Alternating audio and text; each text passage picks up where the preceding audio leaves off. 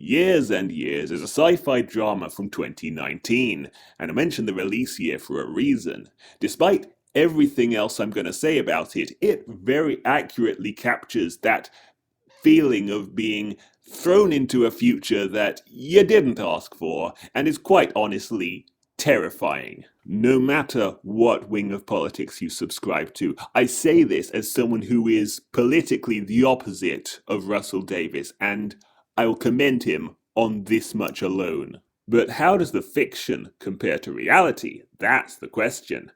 I've already done one video about the first episode, which takes place in the then future year of 2024. I'll try not to repeat myself too much if you've seen that video, though if you haven't, it's worth a watch. Link in the description if you want to watch it after this one. Suffice it to say, a lot of the future concepts did not pan out as predicted, but on the other hand, quite a few of them did, and at times, reality even outpaced the show's predictions. I don't know about you, but I was not expecting Years and Years to look dated because of the fact that it takes place in a world without ChatGPT. Just let that one sit with you for a while. I bet there are some people watching who would actually rather live in the fictional dystopia of Years and Years if it meant that they didn't have Midjourney and ChatGPT putting artists and writers out of work. Let me know in the comments if that's your perspective, because in this dystopia, the algorithm reigns supreme. So, it is the closing days of 2025 as I record this, and episode 2, which takes place in the year just gone, has a hard act to follow. But first, let's revisit a prediction from last episode. You might recall there was a minor character, no, not a minor character, okay, we've done this joke already, who has, as you would call it, adult relations with a household cleaning robot. The implication being that this kind of thing is, while not common, is not exactly rare either in the future when this takes place. Now, although that did not come to pass by 2024, we actually got a step closer to that sort of tech hitting the consumer market in 2025. Is this sounding familiar to anyone? Yes, the Project Neo robot, whatever it was called, when it was first demonstrated in that video, there were a lot of people all making the same remark, which is that, hey, someone is probably going to use this for in the bedroom, and I can't have been the only one who thought of that particular scene in Years and Years. Now, the Neo robot isn't designed for that sort of activity, but then again, neither is the robot in the show. They were both repurposed by people with, perverse desires, shall we say. You know what I mean, but I can't say it on YouTube. But of course, if we come back to reality for just 1 second, you remember that Project Neo is essentially a very expensive beta test, and we're actually still very far from this actually being a household commodity. For better or worse, that is the case. Plus, the thing is so much of a privacy nightmare that it would kinda kill the mood, I would imagine. Probably a lot of the people who are into that might also be exhibitionists, who knows. Anyway, I just thought this worth mentioning because at the time when I mentioned this last year, I thought the tech to do household robots was at least 10 years away, and now it's looking like it might be 5 or less. Potentially. A lot of things would have to go right to make this a viable market. Who knows? But the fact that I'm revising my predictions at all after 12 months is peak what this show is about. This is like peak Years and Years. It's the world changing before our very eyes. Okay, I've buttered this show up enough now. Bring on the ridicule. And the most laughably wrong prediction in episode 1 also makes an appearance in fictional 2025, that is Trump nuking China on his final day in office. What else? Now, the TDS aside, this show dropped the mother of all damp squibs on us when it, instead of the characters waking up to a nuclear winter, we just have everything is, it's not fine, but The episode begins with what's her name? The grandmother just doing some chores and remarking offhandedly, or that, oh, the last time we had one of those alarms, we thought the whole world was going to end. This show writes checks that it cannot cash. I'm not saying I would have wanted episode 2 to be a nuclear wasteland, but it kind of undermines that. Does anything else really have stakes if it can just be, subverted the next episode? This, by the way, is one case of terrible expositional dialogue because Granny is comfortable enough, seemingly, to just voice her thoughts aloud to the Alexa type robot assistant, but she still needs to be reminded by post it note that it's called Senior. I think perhaps the audience needed to be reminded of that, but that was a dumb way to convey it. My criticisms of the show's writing aside, however, the fact that an atomic bomb is used in an act of war for the first time since 1945 is just mentioned in dialogue, but the implications of it are never thought through. The world just picks up and moves on from it. I know the world did pick up and move on from 1945, but there's a very key distinction to make here. Japan did not have anything to fire back, nor did any of Japan's allies. Of course, that all went away when Russia and several other countries, including China, have learned how to make nukes, and nuclear policy has revolved around mutually assured destruction ever since. That being the simple idea that no country can ever be the first one to fire in a nuclear exchange, because even if they only shoot one nuke, their enemy will just fire back with 100, maybe 1,000 nukes. So nuclear war is in no one's best interest. No world leader who doesn't have the IQ of a chimpanzee will ever do it. And I know what you're thinking, because I thought this too at one point. Trump's so unstable that he'll just fire the nukes in a sort of spur-of-the-moment act of aggression. Well, first of all, get real. And secondly, there's this unintentionally brilliant piece of writing here, which is that if Trump had known that China weren't going to fire back, that they weren't actually capable of defending this fake little island they were using to expand their territory, then he essentially called their bluff. They were never as good as their word on the whole mutually assured destruction thing. It was just an unclaimed piece of ocean that they couldn't actually defend. Now, the show does contradict this by saying that tens of thousands of civilians died in the attack, who were all living on this fake artificial island. I call BS to that. I don't think that many people could die and it not trigger a major war. So my headcanon for this show is that those figures were misreported. It was like a few hundred military personnel at most, and the news reports just ran with the higher figure because Orange Man bad. On to our next prediction, and it's yes, the handphone. So for those who need a reminder, this is Lydia West's character, the one who wanted to be uploaded to the cloud in episode 1, now has this implant that allows her to make phone calls without using her phone, aka the one thing that we don't actually use our phones for. And people were saying in 2019 also that no one uses their phone to make calls anymore, so this was a misjudgment even at the time. Now, I would guess that a lot of people would have thought of Neuralink as a real-life equivalent of such a product. That may have even been the inspiration. Neuralink was a public company and its plans were made public in 2019. So is it really comparable for what we have Neuralink doing now? Again, not really. Just like the household robots and the virtual reality headsets, it's one of those things that's, yeah, a proof of concept has been demonstrated, but it's way too expensive and it's not hit the consumer market. There's an open question of whether it will ever properly catch on.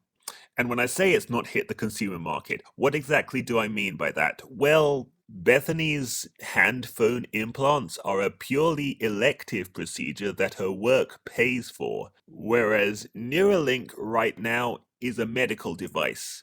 The only people who use them are the people whose lives are so shit without it that, they would like risk cutting their head open to install something that improves their quality of life because they can't move. If it gives them a slight chance of not even being able to move again, but being able to move a cursor on the screen. It's like, hey, I can't walk, but at least I can play Minecraft. And before I get too glib about it, remember, being able to, if you can't walk or even lift your hand, then being able to interact with the computer might just be the one thing that makes life worth living. Amidst all the dooming and glooming about the future, we can easily forget that a big part of what technology can do is to give people a second chance who wouldn't have otherwise had one. And while the handphone implants don't really do that in this episode, what we are shown later in the series is that a character who, spoiler alert, dies is given a possible second chance through, well, what appears to be mind uploading. My issues about mind uploading aside, just to say that it's not all doom and gloom, and that the show does do quite a good job at portraying that. Another piece of consumer tech that is seemingly no closer to coming to fruition than it was this time last year is virtual reality, which was predicted in the show to become almost as ubiquitous as headphones as a way of shutting out the world and being antisocial. And the reason I know next to nothing is happening in that space is that no one seems to talk about the Apple Vision Pro anymore. The software update changed next to nothing about it. Even the second generation hardware update changed next to nothing about it. And that was a product that was very much a beta test version 1.0 kind of release that desperately needed improvements to bring it down to the level where an ordinary consumer could appreciate it and didn't have to spend $3,500 on a product that has a lot of polish but just barely works. Normally, an industry would have to be moving pretty fast around the time that Apple enters it, but all I see from VR is stagnation. And remember when Facebook changed their name to Meta because they thought the metaverse was going to be the next big thing? Somehow I don't think it's going to be the next big thing. One thing the show predicts quite successfully, and it is a rather safe prediction, is that payments made by phone have become commonplace. Hold the phone up to the payment terminal to complete the transaction. I know that was already a thing in 2019, but you actually couldn't use it, as these characters do, to pay for a full tank of petrol. The limit was arbitrarily capped around, I think, £40 in the UK, and that limit ended up being abolished during COVID. So, yeah. That again is one of those things that is somehow even more dystopian than what the show ended up predicting, which, whatever side you are on about COVID, whatever you think about the vaccine, both far left and far right can agree that COVID was dystopian, but for different reasons. Now, another thing I mentioned earlier that might be a little bit more spicy in real life than in the fictional dystopia is AI. And while the show did not predict large language models like ChatGPT, it did mention, though not really giving any specifics, how accountancy is no longer a viable profession. It's no longer a stable, steady income. Because, of course, it's been made redundant by automation. I have no idea what people like Bethany are doing in the office. It would stand to reason that whatever made accountancy redundant is probably, gonna do these tasks too. You know, I don't think having a phone in your hand is gonna future proof you for very long. Also, in the same scene as the mobile payments, you have vegan milk being so commonplace it's sold in petrol stations, which is probably a little bit of wishful thinking on the writer's part, but chalk that up to another prediction that doesn't quite pan out.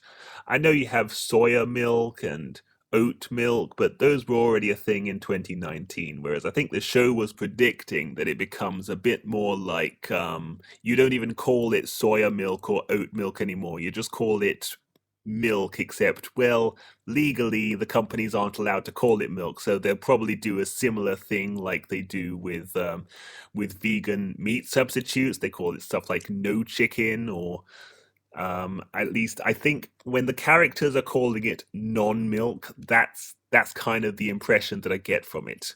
You can, of course, read an awful lot of world building into a two-word phrase like non-milk, or is that one word with a hyphen? But I do unironically love that Years and Years has all these little Easter eggs that really makes you feel like this show is set in a future that almost kind of could happen with all the amazement and horror that that entails. But all right, I've talked about two different things in the petrol station scene.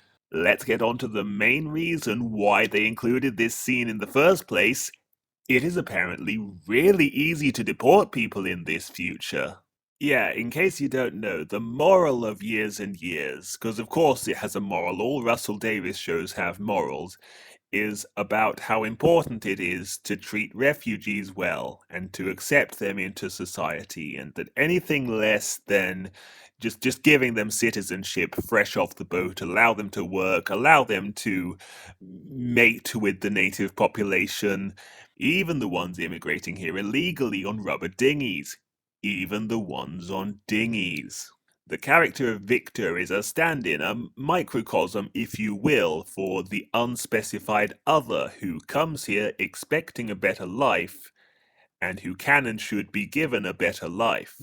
This is a rather easier sell when the character in question is a sexy Ukrainian, rather than the perhaps more true-to-life option of a South Asian gang member. You know, people who groom, and I don't mean they groom dogs. There is a very deliberate purpose to this. When you think of refugees, Russell Davies doesn't want you to think of the groomer and the grapist. He wants you to think of the sexy Ukrainian. Because, yes, sure, while all refugees are not sexy Ukrainians, he'd at least like you to believe that they are an equivalent level of sympathy. He is, as in any show that makes a sympathetic case for immigration, the friendly face of the unspecified other. You're taught to believe immigrants are just like him and not to question it.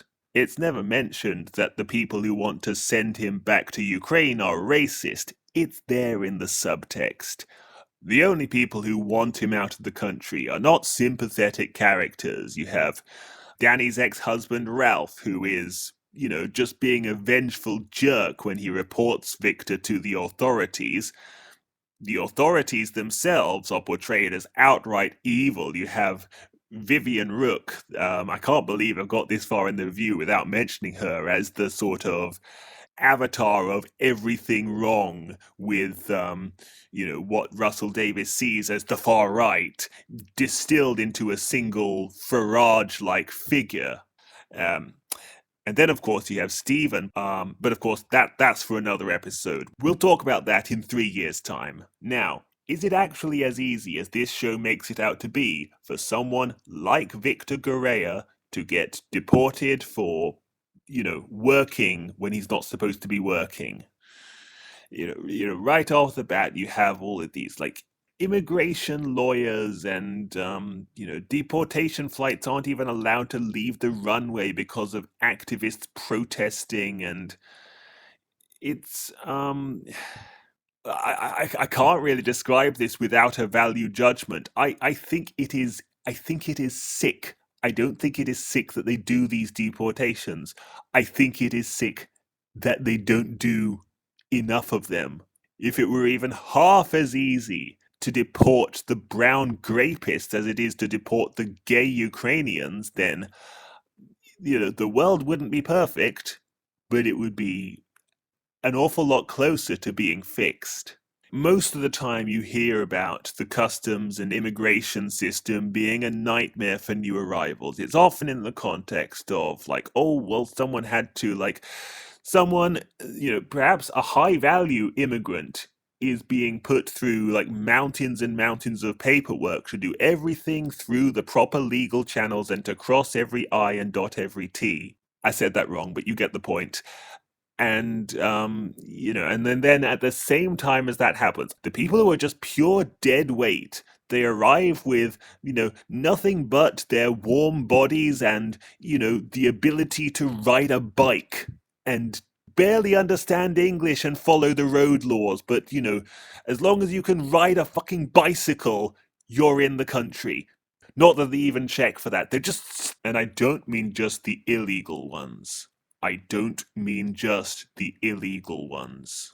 Years and Years is a show that moralizes on the side of people who are invading the country, changing its culture, committing crimes, ruining the economy, and ultimately making it a worse place for the people who already live here and making it more like the third world where they came from. And if it doesn't seem that bad now, remember, I've seen the later episodes. I know how much worse it gets than this. I wish I could say that was the most outdated aspect of the show, but there are still probably most of the target audience are still supporting the demos where they wave the refugees welcome banners, and they think that they're all just deserving of a better life because they're immigrants, they're brown, they're black, they're marginalized, and anyone marginalized is morally superior to the ones who are not. I don't like calling this woke. If anything, it's just thinly veiled communism. Learning that most of my favorite writers are communists has been quite the eye-opening experience. Perhaps it will be for you too. Perhaps you already know, or perhaps you're just going to ignore everything I say because you already think I'm a bigot. I don't really know what kind of audience the algorithm will push this to, if any at all. But in spite of that, it's still possible to enjoy the propaganda they pump out, even while recognizing it as propaganda. Which is why I remind you every video to love with one heart, hate with the other. And with that, I will see you in the new year. Have a very Merry Christmas if you haven't already, and as the kids now say, instead of goodbye, like and subscribe. I don't ever slow up, no I don't take shit. I got no love for the fakeness. If you wanna play tough and wanna hate this, I'll always show up and make a statement. I don't ever slow up, no I don't take shit.